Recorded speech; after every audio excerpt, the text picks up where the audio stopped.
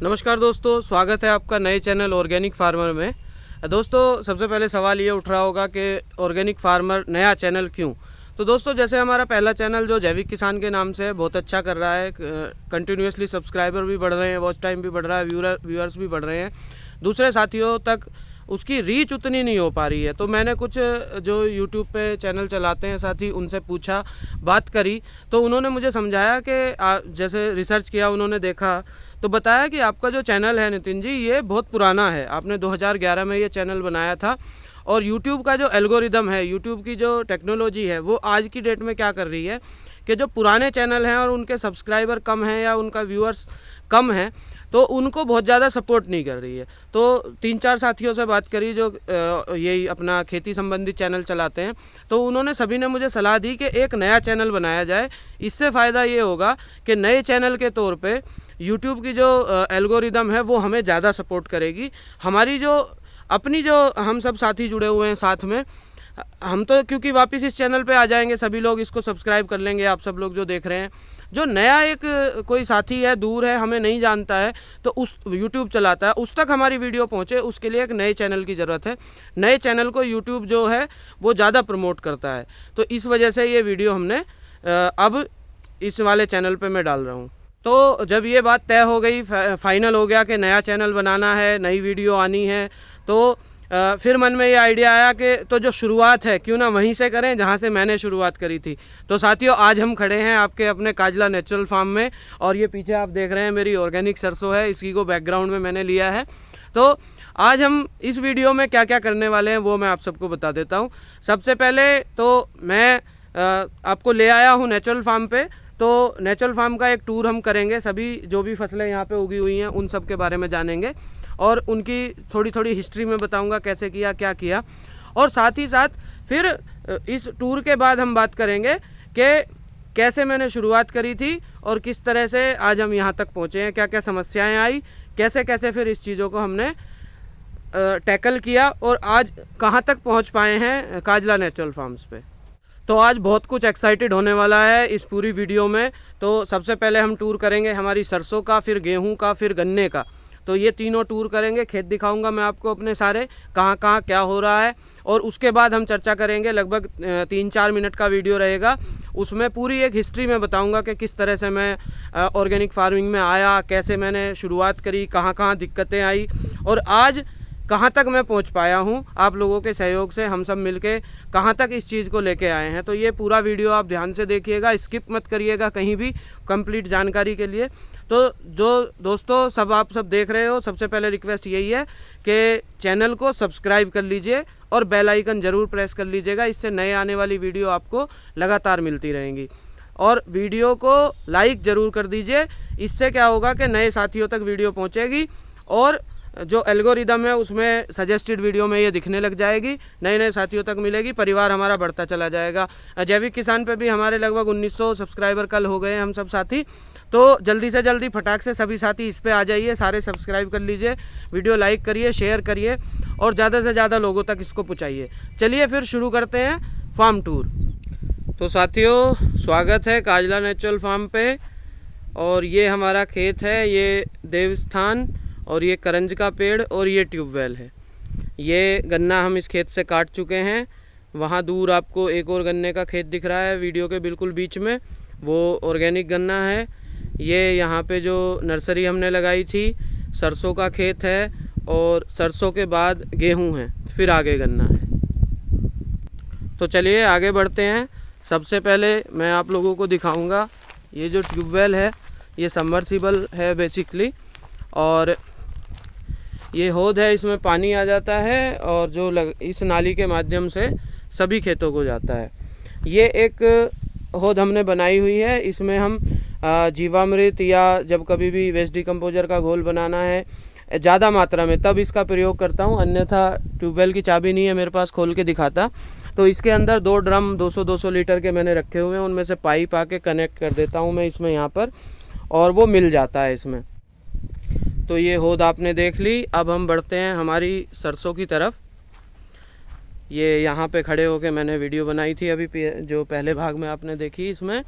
तो ये जो वैरायटी है ये है PDM ये देखिए फली की मोटाई देखिए, पूरा बंच का क्वालिटी देखिए, एकदम फर्स्ट क्लास है।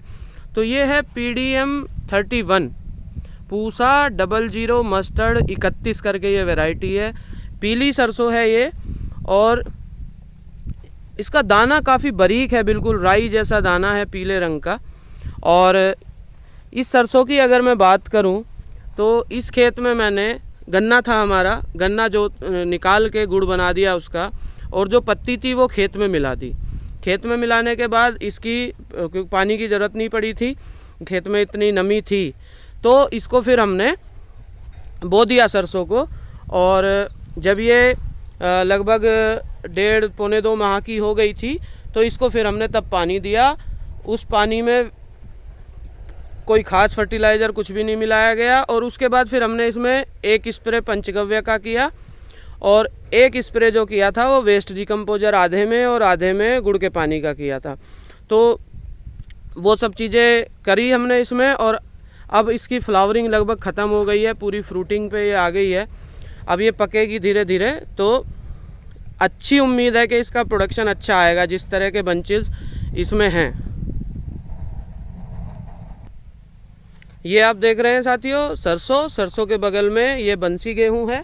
इसकी थोड़ी सी मात्रा ही बीज की हमें मिल पाई थी भाई अर्जुन जी पाटीदार से, तो वो मैं ले आया था 10 किलो करीब। तो ये मैंने आज 1 बीघा में बोया हुआ है।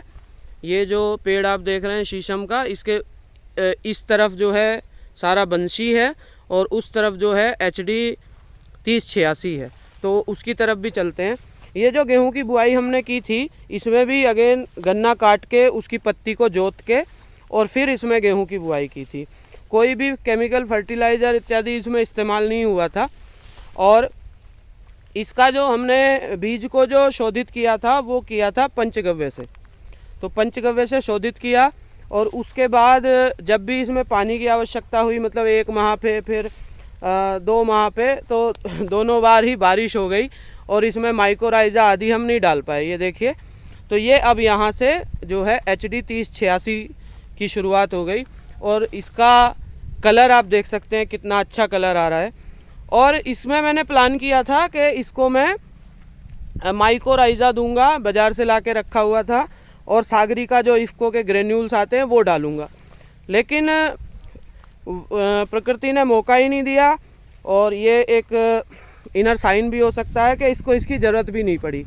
आप देखिए ध्यान से, कहीं पर भी बिल्कुल सघनता है, ऐसा कुछ नहीं है कि इसमें ज़रूरत पड़ेगी इसकी किसी ग्रोथ प्रमोटर की। एक बीच में दोनों पानी के बीच में, पहला जो दोनों बारिश के बीच में हमने इसमें पंचगव्य का 1 स्प्रे कर दिया था, तो बहुत ही अच्छा लश ग्रीन, एकदम स्वस्थ, चौड़ी पत्तियां हैं बिल्कुल। मैं आपको दिखाता हूं, देखिए बिल्कुल एकदम चौड़ी पत्तियां हैं, और पूरा बिल्कुल स्वस्थ ये खेत दिखाई दे रहा है। तो मैं वापस इस तरफ आ गया हूं, और गेहूं दिखाने के बाद अब आपको लिए चलता हूं गन्ना दिखाने के लिए। वो दूर आप देख रहे हैं वो ऑर्गेनिक गन्ना है। ये खेत में भी ऑर्गेनिक गन्ना ही था साथियों, ये पूरा प्लॉट पूरा ऑर्गेनिक है। और इस खेत को मैं बताऊं आपको, ये लगभग 0.6 एकड़ का है। ये पड़ोसी का गन्ना है, और जो सामने जिस गन्ने की तरफ हम जा रहे हैं वो पौधा है, ये पेड़ी थी। इसके इतने जब तक वहाँ तक जाता हूँ इसकी हिस्ट्री बताता हूँ। तो इस खेत में हमने शुगर मिल की प्रेस मड डाली थी लगभग 12 बैग 0.6 एकड़ में। उसके अलावा सिर्फ पानी दिया है और कुछ भी नहीं डाला। और इसमें हमें जो प्रोडक्शन आई है वो आई है 52 कुंटल बीघा के हिसाब से। और गुड़ बेचकर जो लाभ हमें प्राप्त हुआ है, जो टोटल प्रोडक्शन आई है वो लगभग 3,05,000 रुपये के करीब प्रति एकड़ के हिसाब से उसकी कैलकुलेशन बैठी है। आंकड़ा काफ़ी ज़्यादा है, थोड़ा सा विश्वास नहीं होता, लेकिन अगर कैलकुलेशन करेंगे अच्छे से तो बिल्कुल ये सही है, और ये मैंने प्राप्त भी किया है। तो आइए अब पौधे का अवलोकन कर लेते हैं। हाँ, इसमें वैरायटी 0238 थी। इसी खेत में से लेके ये गन्ना बोया था, जब इसमें पौधा था इसी का बीज इसमें इस्तेमाल किया था। और ये जो है हमारा, ये ऑर्गेनिक प्लांट है, मतलब पौधा है जिसकी कटाई चलेगी जब गुड़ की आवश्यकता पड़ेगी। बहुत अच्छी हाइट भी है और जो है गन्ने भी काफ़ी स्वस्थ हैं, मोटे हैं। बेल हो गई थी तो बेलों को हमने उखड़वा दिया था, तो ये इनके मृत अवशेष आप देख पा रहे हैं। तो मैं कोशिश करता हूँ खुद को फ्रेम में ले आऊँ और तो फिर आपको हाइट का अंदाज़ा हो पाएगा। देखिए, आशा है आप मुझे देख पा रहे होंगे। तो ये गन्ने की हाइट है, अच्छी हाइट है। हाथ भी उठा देता हूँ मैं, दिख रहा हूँगा। तो ये हाइट है काफ़ी अच्छा, मतलब इसमें लगभग 10-11 फीट का गन्ना तो तैयार हो गया है। तो ये लगभग 1 माह में कटेगा। हम कोशिश करेंगे कि ये 10 मार्च के आसपास कटे और इसका गुड़ सभी साथियों तक पहुँचे। ये फिर कुछ सागौन का पेड़ है, 2-3 पेड़ भैया ने लगाए हुए थे, तो ये अभी परिपक्व नहीं हुए हैं, तो इनको बाद में कटवा दिया जाएगा। ये वापस हम आ गए अपने गेहूं के दूसरे खेत में। ये वैरायटी है PBW 226। तो PBW 226, इसको भी जो पहले गेहूं दिखाया है उसके लगभग 7-8 दिन बाद इसकी बुआई की गई थी और इसमें भी वही पंचगव्य का लेपन किया गया था बुआई से पहले, और साथ ही साथ इसमें भी एक स्प्रे किया गया है पंचगव्य का, दोनों पानी के बीच में। इसके दूसरी तरफ आप देख रहे होंगे एक और गेहूं थोड़ा हल्के कलर में दिख रहा है गन्ने से पहले, तो वो बिल्कुल लेट बुआई है, उस तक भी चलेंगे। तो इस गेहूं में भी मुझे किसी प्रकार की पोषण की कमी नहीं दिखाई दे रही है। थोड़ा सा नील गाय ने खाया है, कोई बात नहीं, उनका भी कुछ हक बनता है, जंगल उनके हमने चुरा लिए। और इसमें मुझे जो है पत्तों की चौड़ाई, पत्तों का रंग ज़रूर थोड़ा हल्का है इस वैरायटी का। थोड़ा सा मैं देखूँ, कैमरा फोकस नहीं कर रहा, अब करेगा। चौड़ाई भी ठीक है और कलर भी ठीक है। तो इसमें जो है थोड़ा इसका रंग हल्का रहता है, ऐसा कहा जाता है PBW 226 का। लेकिन कुल मिला के कलर बढ़िया है और जो क्रॉप की क्वालिटी निकल के आ रही है अच्छी। आशा करते हैं इसमें भी अच्छा प्रोडक्शन हमें आएगा। तो ये हम आ गए उसी खेत की दूसरी डोली पर, और यहाँ से ये हमारा लेट जो बोया गया था ये PBW 226 है। ये भी साथियों आप देख पा रहे होंगे, इसका कलर थोड़ा सा हल्का है, उसका मैं कारण आपको बता देता हूँ। ये वाला जो खेत है, ये वाला खेत ऑर्गेनिक फार्मिंग में मैंने इस फसल के साथ में इंट्रोड्यूस किया है, मतलब ये पहली ऑर्गेनिक फसल है इस खेत की। तो अभी इसका कार्बन कंटेंट कोशिश तो करी है, केमिकल फार्मिंग इसमें होती थी, वो करते करते के कार्बन बढ़े, लेकिन धीरे धीरे बढ़ेगा। ऑर्गेनिक में प्योर में आ गए तो अब सिंथेटिक केमिकल डलने शुरू हो जाएंगे, बंद हो जाएंगे सॉरी, तो फिर ये इसकी क्वालिटी अच्छी आ जाएगी। एक चीज़ मैं आपको दिखाना चाहता हूँ, ये पेड़ है बीच में और ये आप फ्रेम देख रहे हैं। इस पेड़ के जो ये वाला जो गन्ना है, मेरी उंगली आपको दिख रही होगी, ये वाला गन्ना जो है ये केमिकल वाला है। इसमें मतलब आपको, चलिए इसकी तरफ चलते हैं, इसमें DAP, पोटाश आदि डाले गए हैं, लेकिन इसमें भी कोई मैंने कोराजन वगैरह नहीं डालने दिया है। तो और ट्राइकोग्रामा कार्ड वगैरह इसमें भी लगा दिए थे, तो क्वालिटी इसकी भी अच्छी है गन्ने की। इसमें छिलाई चालू है दूसरी तरफ से। अच्छा, और ये जो गन्ना है ये वही हमारा ऑर्गेनिक गन्ना है जो हमने अभी इसको पहले शूट किया है। ये दोनों खेत यहाँ मिल रहे हैं। तो मैं बस ये दिखाना चाह रहा हूँ साथियों को कि अगर प्रैक्टिस अच्छे से की जाए तो बहुत ज़्यादा फ़र्क नहीं आएगा ऑर्गेनिक और केमिकल में। ये देखिए, तो डिपेंड यही करना है कि खेत में कार्बन अच्छा होना चाहिए। कार्बन अच्छा होगा तो प्रोडक्शन में बहुत ज़्यादा फ़र्क आएगा नहीं, और इसके साथ हमारे पास ऑर्गेनिक या नेचुरल की पावर है, तो हमारा जो प्रोड्यूस है वो हमें अच्छे पैसे में बिकेगा और उसका जो दाम है अच्छा मिल रहा है, तो हमें नेट प्रॉफिट भी ज़्यादा होगा। तो अभी मैं थोड़ा सा पीछे आ गया हूँ, सब अच्छा आपको दिखा दिया है। तो अब थोड़ा सा ख़राब भी देख लीजिए साथियों। ये खेत आप देख रहे हैं, थोड़ा सा आपको अस्त व्यस्त सा नज़र आ रहा होगा। एक समय था लगभग अगस्त तक ये खेत बहुत अच्छा चल रहा था, टिलरिंग बहुत अच्छी थी। लेकिन हुआ क्या कि हमें इसमें मिट्टी चढ़ाने के लिए ट्रैक्टर नहीं मिल पाया। ये ट्रेंच मेथड से बोया गया था 5 फीट के अंतर पे, और जब ट्रैक्टर नहीं मिला तो सारा खेत ये गिर गया, बरसात में सारा गिर गया। और गिर जाने के बाद कुछ जड़ें भी उखड़ गई, क्योंकि बिल्कुल भी मिट्टी इसके ऊपर नहीं थी। खड्डे के खड्डे ऐसे ही जो ट्रेंच के हैं वो ज्यों के त्यों रहे, और ये सारा खेत गिर गया, जड़ें भी कुछ इसकी उखड़ गई, और इसमें काफ़ी नुकसान इस खेत में होगा। ये वही खेत है जिसमें लहसुन हमने लगाया था और इंटरक्रॉप में, तो इसमें प्रोडक्शन कम आने वाली है, तो कोई दिक्कत नहीं। कुदरत ज़्यादा भी देती है तो वापस भी ले लेती है। इसका भी गुड़ बनेगा साथियों, और इसको भी पेड़ी इसमें रखेंगे हम, और पेड़ी रख के उसको अच्छे से मेंटेन करेंगे। तो पहले इसकी कटाई होगी गुड़ के लिए, फिर इस वाले की कटाई होगी गुड़ के लिए।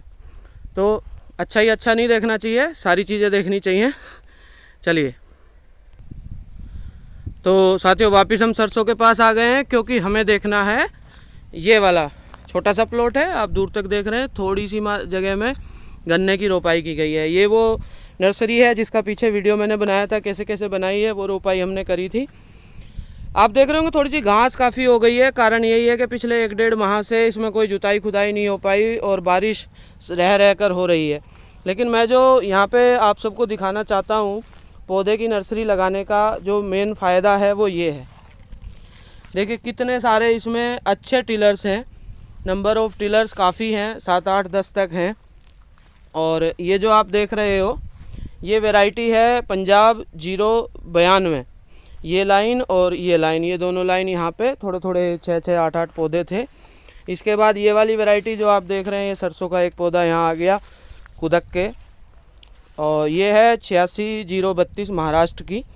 तो इसकी भी टिलरिंग बहुत अच्छी है। इन कुछ पौधों के मैंने मदर शूट रिमूव कर दिए थे, तो काफ़ी अच्छी 12-15 तक टिलरिंग इसमें आ गई है। ये देखिए, ये बहुत ही स्वस्थ 7-8 पौधे इसमें हैं। और आगे बढ़े हम तो ये थोड़ा कमज़ोर है। ये वाला प्लांट भी काफ़ी अच्छा है, इसमें बहुत सारे पौधे हैं।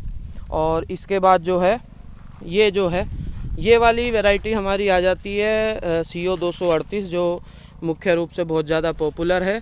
और इस तरफ जो चल रहा है वो चल रहा है COH 160। तो इसमें भी काफ़ी अच्छी टिलरिंग आई हुई है। ये देखिए काफ़ी अच्छे टिलर्स हैं। तो ये हमने जो वो किया था, एक ट्रायल किया था नर्सरी का, बहुत अच्छा रहा। अब इसमें कुछ ही समय में जैसे ही हल्की खुरपी चलने लायक सूख हो जाएगी तो ये सारी घास निकाल दी जाएगी और इसको इसी पे मल्च कर दिया जाएगा। ये आपकी सरसों जो आपने अब सबसे शुरू से और अब तक आप देख रहे हो, ट्यूबवेल, ट्रांसफार्मर, देवस्थान और करंज का पेड़, तो ये थी हमारी नर्सरी। तो साथियों फार्म टूर पूरा हुआ। आशा करते हैं आप लोगों को जो हमारी फसलें हैं वो अच्छी लगी होंगी, और जो प्रैक्टिस हमने करी है उनके बारे में भी बताना कि आपको क्या चीज़ अच्छी लगी, किस चीज़ में आपको लगता है कि इसमें एक इम्प्रूवमेंट की ज़रूरत है। और जो भी आपका फीडबैक है वो ज़रूर कमेंट के माध्यम से बताइएगा। तो इसमें वीडियो में मेरा मकसद था कि पहले फार्म टूर कर लें और उसके बाद हम फिर जो हिस्ट्री वाली बात है कि कैसे काजला नेचुरल फार्म बना, कैसे मैं ऑर्गेनिक फार्मिंग में आया, कैसे कैसे सारी चीज़ें हुई, उसको भी इसी में ऐड कर देंगे। लेकिन ये वीडियो की जो ड्यूरेशन है काफ़ी लंबी हो गई, तो इसलिए अब जो है जो ये मेरी हिस्ट्री वाली बात है, मेरा ऑर्गेनिक हिस्ट्री की बात है, वो वाली जो है अगली वीडियो में आएगी। ये आपको दिख रहा है स्क्रीन पे अगली वीडियो, इसको आप टैप करके इसको भी देख लीजिए। तो साथियों बने रहिए साथ में, सब्सक्राइब करके रखिए, बेल आइकन प्रेस करके रखिए, और साथ ही साथ वीडियो को लाइक शेयर करते रहिए। बहुत बहुत धन्यवाद साथियों। ये नए वाला वीडियो मेरे ऑर्गेनिक पूरी हिस्ट्री, इसमें क्या क्या कैसे कब क्या हुआ, आज कहाँ तक पहुँचे, वो सारी चीज़ें मैंने शेयर करी है। देखिए इसको, जुड़े रहिए। बहुत बहुत धन्यवाद।